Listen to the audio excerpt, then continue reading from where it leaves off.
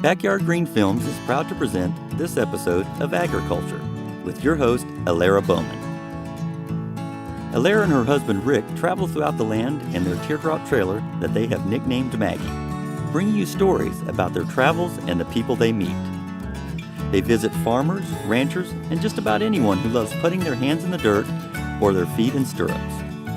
For the past 3 years, they have been filming a documentary about heritage breed animals entitled The Holstein Dilemma, Heritage Breeds, and the Need for Biodiversity. In those travels, they have gotten to meet some very interesting people. Here's one of those interviews. Hi, this is Alara, and welcome back to our podcast. It's Thanksgiving here in the U.S., so the natural thing to talk about is the turkey. What it is, its many colors and shapes and sizes, and why it's so tasty. Okay, I'll be honest, I have no idea why it's so tasty, but we can talk about the rest of it. Now, I consider myself to be somewhat knowledgeable about some parts of agriculture, probably more so than the average person, undoubtedly less so than a farmer. But when I went to order a turkey for Thanksgiving, I had to start doing research. I don't know if any of you have been in that position yet, where you try to do the appropriate thing, but once you go to buy it, you can't quite figure out what the appropriate thing might be. What kind of turkey am I ordering anyway? Heritage? Heirloom? Butterball? Pastured? Organic? Free range? Damn it, now I have to go down the rabbit hole. I start to look it up, and then I get lost. Okay, I'll stick with the breed part, and we'll do a podcast about the differences and how they're raised at another time, later. There is a difference, and it will take a while to explain. Much, much later. Okay, so first there's the turkey universe in general.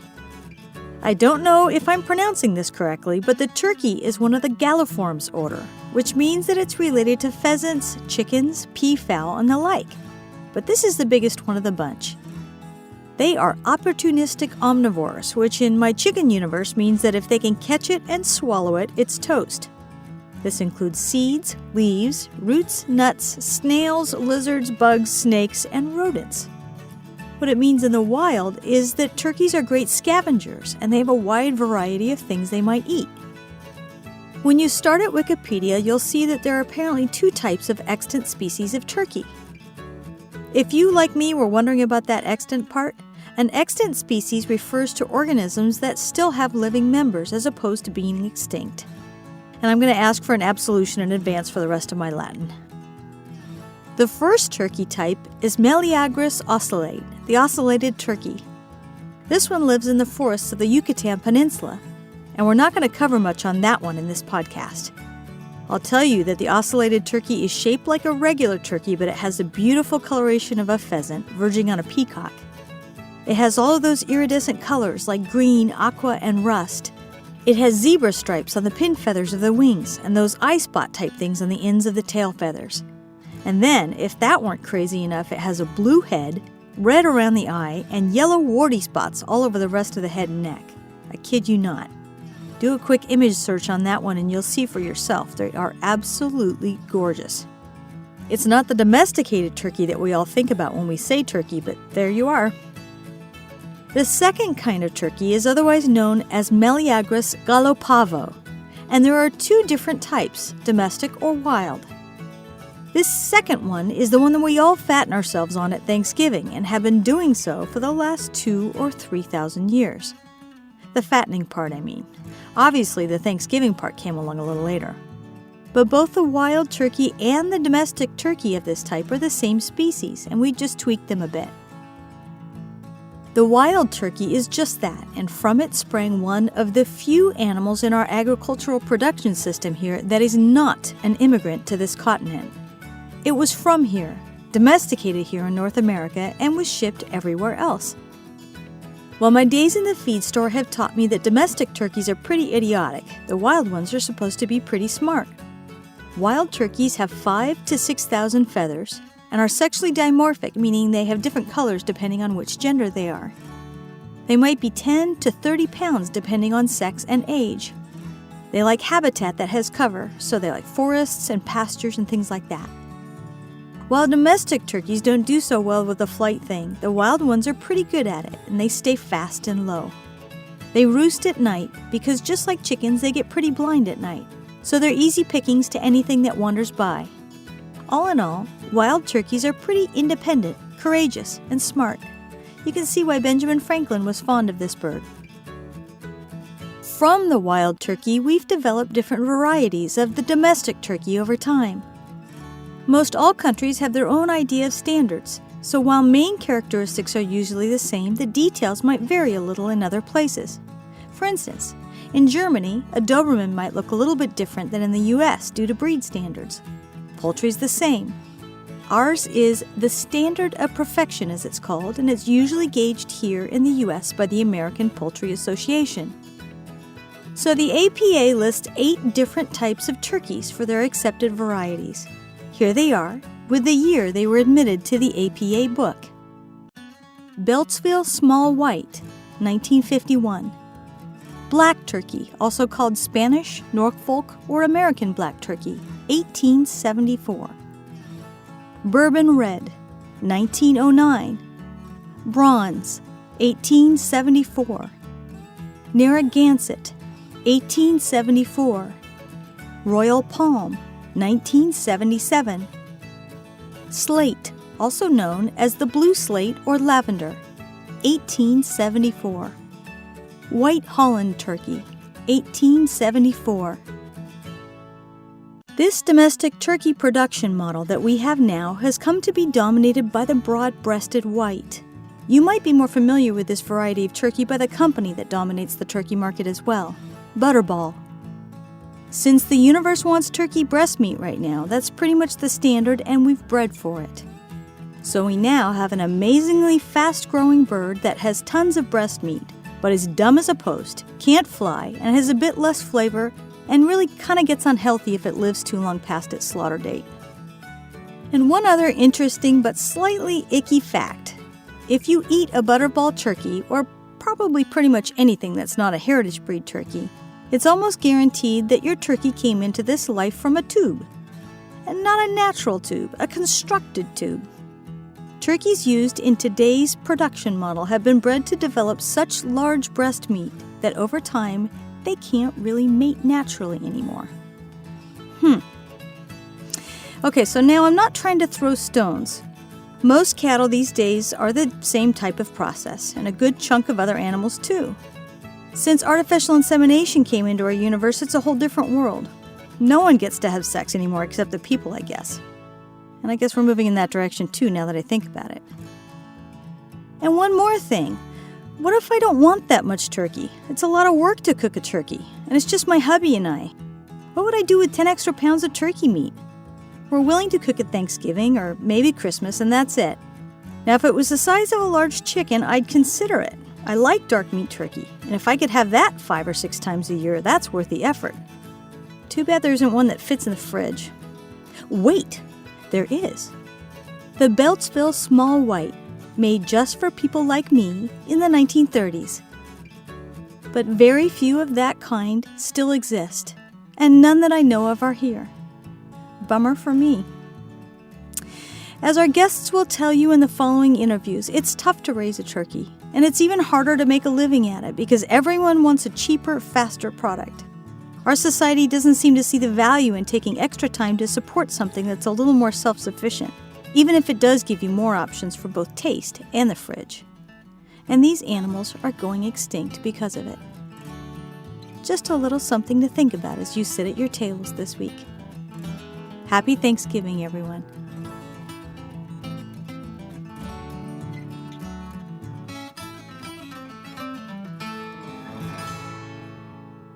First, we got a chance to speak with Julie Gauthier in Wake Forest, North Carolina, at her farm, Chick Charney Farms.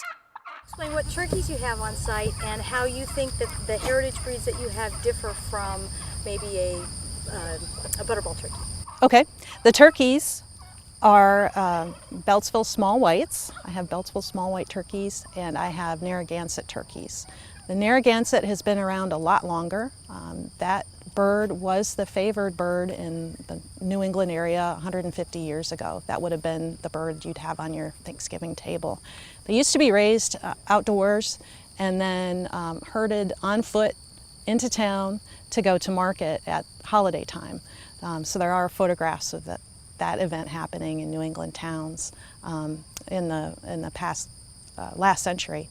The Beltsville small white was developed actually by USDA in response to consumers who were moving into urban areas in the 1930s and 40s and wanted a smaller turkey to go on the table. And so this smaller variety of turkey, it's about half the size of the Narragansett when it's dressed. And this bird was better to fit into apartment-sized refrigerators and ovens, and became very popular in the 1940s. And after the industrial turkey, the modern white hybrid, came on the scene, the Beltsville small white and the Narragansett nearly disappeared. So I'm trying to hang on to these guys and make sure that we keep them around because they provide a really nice choice at holiday time. My dressed birds taste very different from the industrial turkey. These birds there's less breast meat, more dark meat, and there's a lot more flavor, and they are juicier birds when you prepare those. There's also the relationship with the farmer, because I do it the old-fashioned way, processing the birds by appointment, by reservation for people who come to the farm every year and pick up their Thanksgiving turkey. So it's a much closer relationship with your farmer that way, the way it used to be. What does it take to get this bird to my table? It takes more time to get a heritage bird to someone's table. It takes more food. They're not as feed efficient as our industrial breeds. This is not cheap meat. So there is a trade-off there. If you want cheap meat, you can't do it in a pasture setting. But if you are looking at a bird that's been able to live as a turkey and exhibit turkey behaviors and be fed in a sustainable way, there's a price to that. It takes me, turkey is processed at about 24 weeks if it's a heritage variety, about 6 months. And the industrial variety of turkey has been developed to grow so fast that it is processed at about 17 weeks. So there's a big difference. And that difference comes at a price for the industrial model, because what's happened is that those birds can't live much longer than 17 weeks. They become too large to get around, have a lot of leg problems and heart problems. When they mature, they're not able to mate naturally very well for a couple of reasons. They're so large, but also they're very lethargic, and so they really don't have much interest in doing that. On the other hand, my turkeys, the old-fashioned turkey, slow growing, can do all those normal turkey things. I have tom turkeys in my flock that are 6 or 7 years old and are still very good at their jobs. And they can live outdoors on this pasture environment without lameness or leg problems or heart problems. They have a very long life out here. And they get to be turkeys for a long time. Is the Beltsville maybe a rare bird, and have you diversified? What is your rarest population, and have you diversified it? It is the Beltsville small white. And the Beltsville small whites really got into trouble a few years ago, in that there were 2 universities basically that had groups of Beltsvilles, and that was it. As far as true Beltsvilles, there are other hatcheries out there selling things that they were calling, midget turkeys or small whites, but they weren't the strain of Beltsville small white turkey that was developed by the USDA in the 1930s. Those only existed in a couple of, like I say, laboratory populations, and the Livestock Conservancy was very, very helpful in identifying those and finding ways to encourage the laboratories to send hatching eggs and birds that would otherwise have been euthanized at the end of a project out to breeders who could keep them going in other locations in the country. So that was a near miss. Those populations of turkeys, the few hundred birds that were left were, like I say, one grant away from disappearing. And so the Livestock Conservancy was really helpful. If they weren't there, I'm not sure how long the Beltsvilles would be around.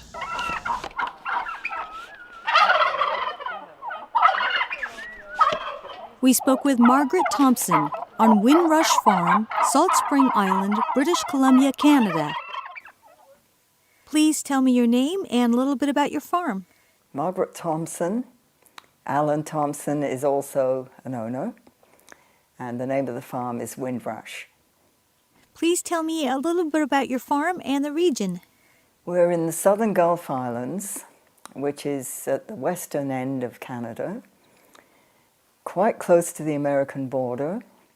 We have 9.4 acres. It's a mixture of pasture and woodland, and it's very suitable land for what we want to do, which is raise turkeys and sheep.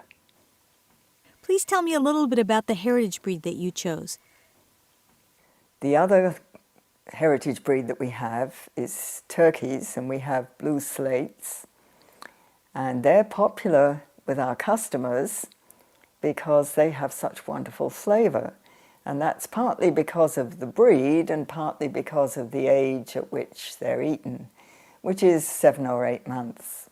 That's about twice the age of most commercial birds.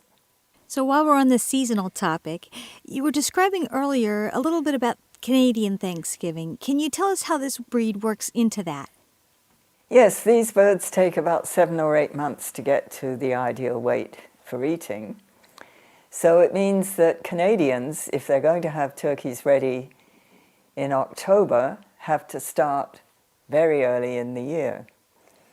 We've tried to be ready for Canadian Thanksgiving by giving the birds lights, like people do with chickens in the winter, to keep the laying regular.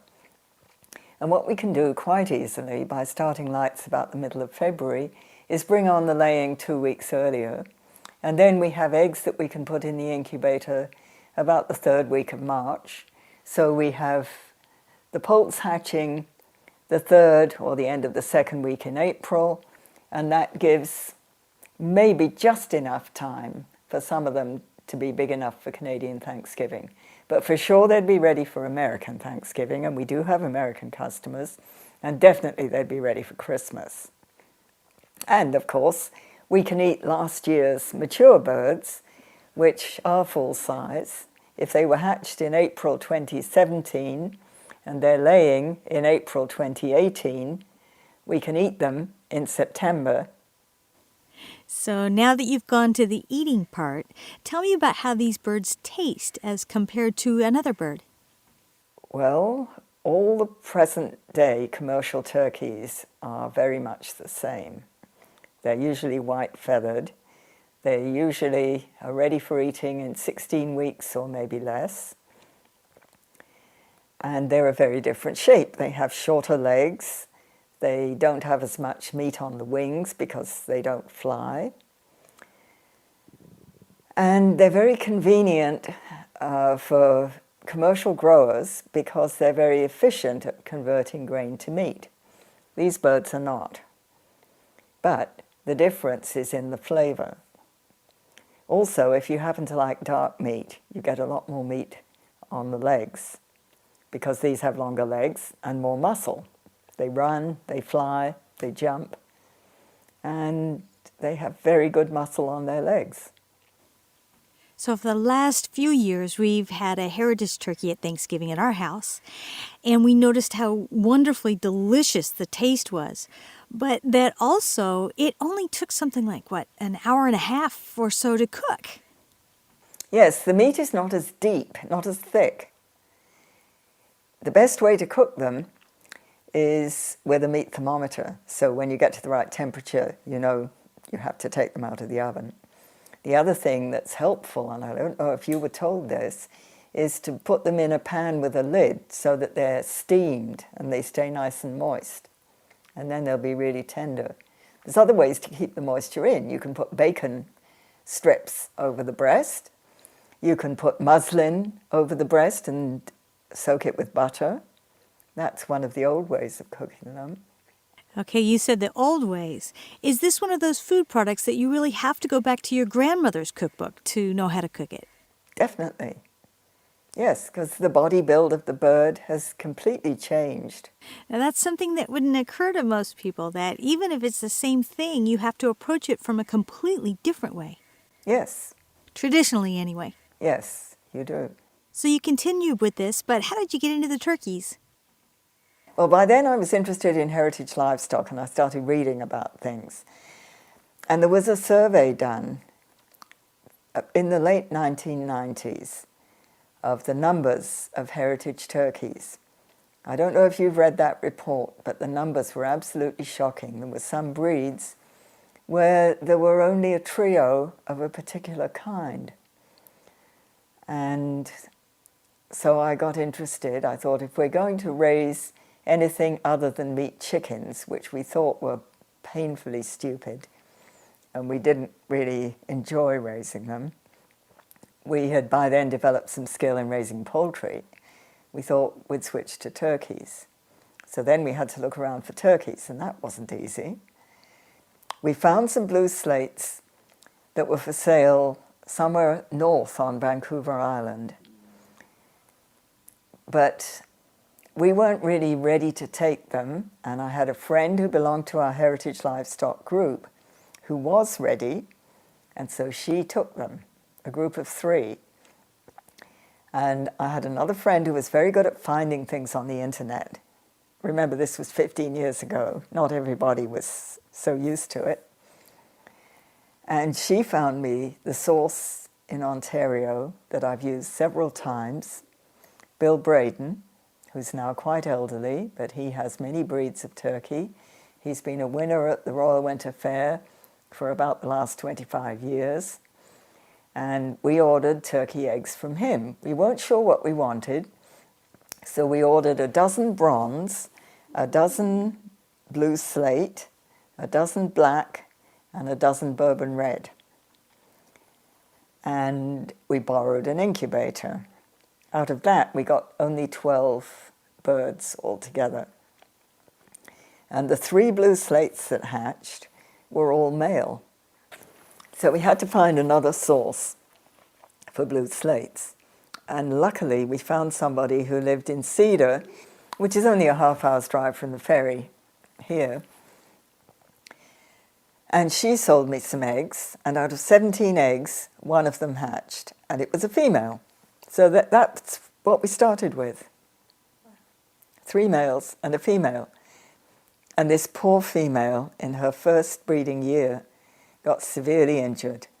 We should never have left 1 female with 3 males because it was really rough on her. She got some serious wounds. But that was after she had laid enough eggs for us to hatch quite a few young ones. So our flock was started. And in case you're wondering what happened to the other birds, I sold the bourbon reds to somebody who lives down the road. I sold the bronze to a children's farmyard in Vancouver, which no longer has livestock, but they did for a long time. And the black ones went to Pender Island, and their descendants are still there. So none of them were wasted. I would think that joining an organization like this would be great because you can learn from other people's mistakes, I'm assuming.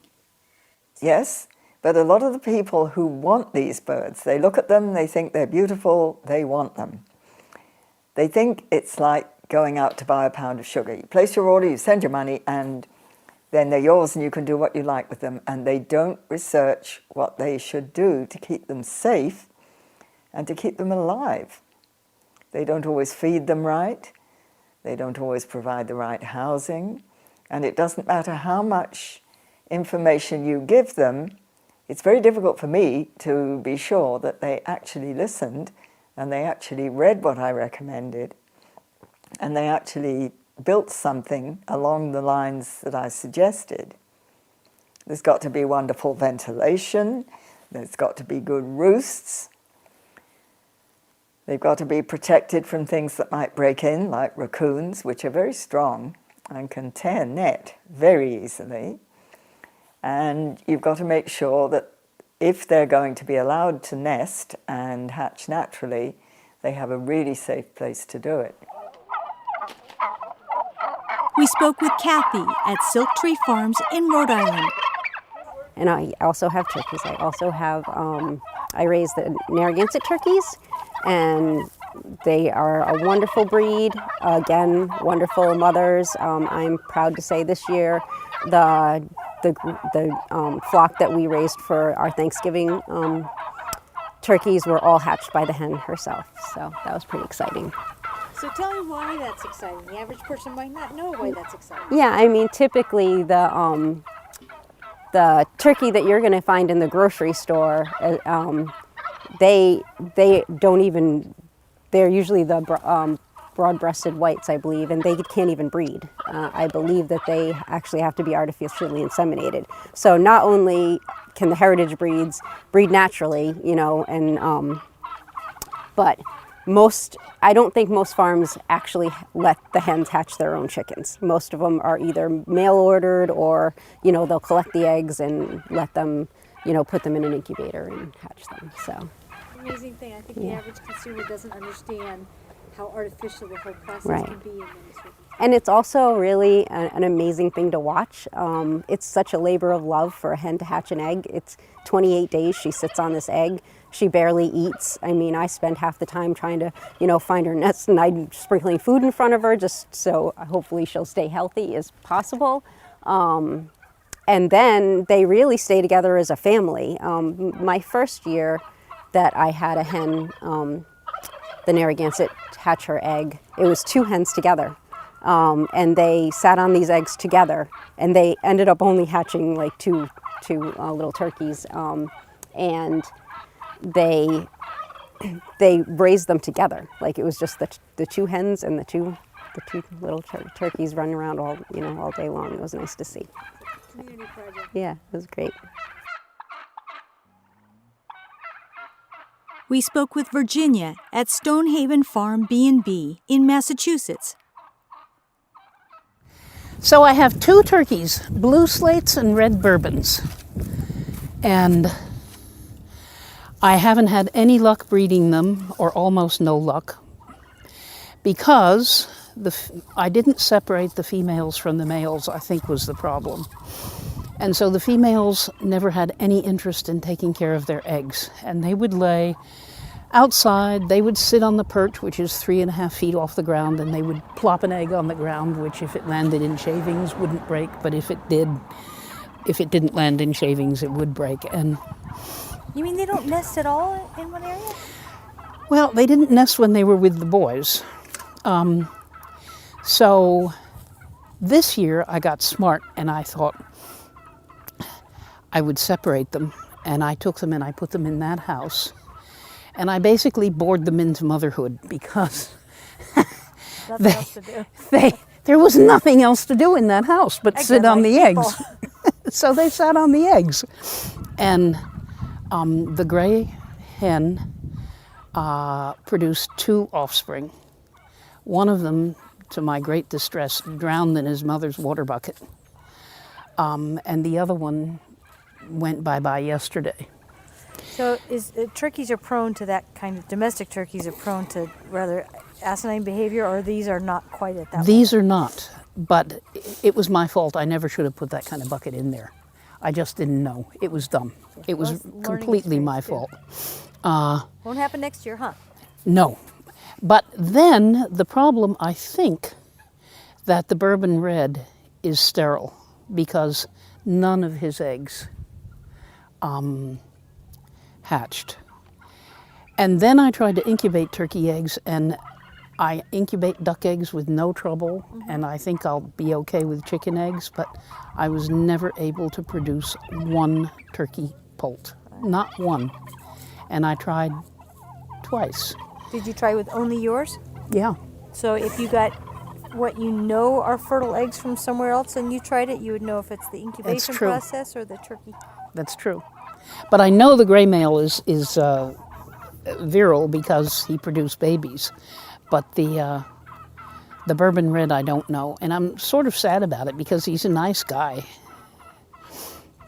So I asked Glenn if he would please try to send me a bourbon red next year when he sends me my chickens. So only 1 hen for each is a good mix, or because I know with chickens you got to give them 5 or 6 hens per turkey per rooster. I don't know, but I didn't want to feed more than that.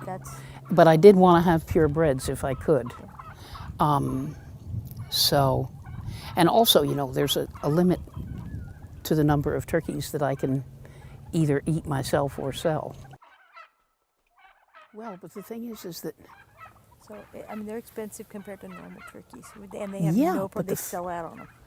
But in order to make money on them, I sell my ducks for $6.50 a pound. Oh yeah. Oh no, I completely understand the per pound. But the thing is that for a turkey, because you can buy a turkey in the Stop and Shop with no additives, in other words, not one of those ghastly butterball things, you can get it for 99 cents. So even if you want to charge $4 a pound, 4 times 15, that's $60. Who's going to pay $60 for a turkey? I would me. Yeah, well, But not many people. Especially, You know, this my area, dad- Really? All the money up there? Hmm? Really? Even with all the money up here, people don't do that? I don't know. Because in our neck of the woods, they were sold out. Is that true? Yes. The heritage breed turkeys were sold out. Right. The heirloom ones that were across were still not completely sold out, but last year they were all sold out. How much did they sell for a pound? Oh, I can look that up exactly if you want. I'm trying to remember. Was it Well, our 6? 15 pound cost us. And lastly, we'll leave you with a line from Isabella Rossellini. It's one of my favorite lines in our documentary. They cannot make love. Turkeys They- too. And turkeys yes. too. The turkeys that you Yes. eat at Thanksgiving. Yes. They're artificially inseminated. I mean, did you interview the guy that does the job? What kind of a job is that? I don't think How most does he people do it? understand that. They get a look of horror on their face. Oh yeah, I bet. I mean, where do they go? They go like, I don't know. I'm Everyone. doing a gesture like, I don't know. But because they're too fat, and so the genitals cannot meet. Yeah. Because they're so, and also you breed them against, you know, for example, a chicken.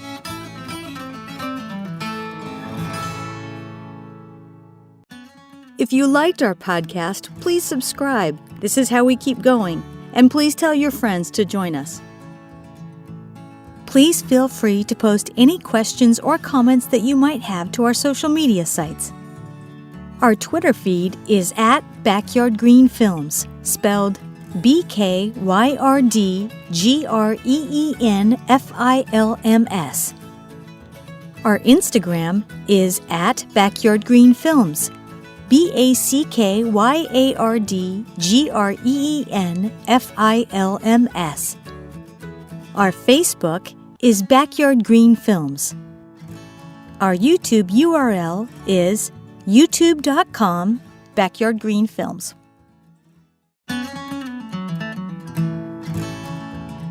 We'd like to thank our guests, Julie, Margaret, Kathy, Virginia, and Isabella for joining us today. And especially to you, our listeners. Happy Thanksgiving.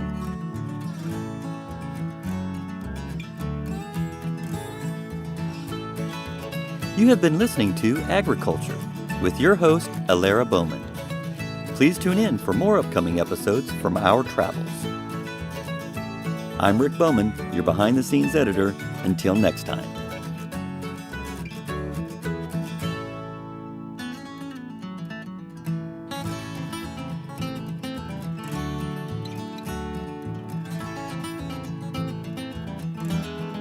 This has been a presentation of Backyard Green Films Productions, all rights reserved, copyright 2019.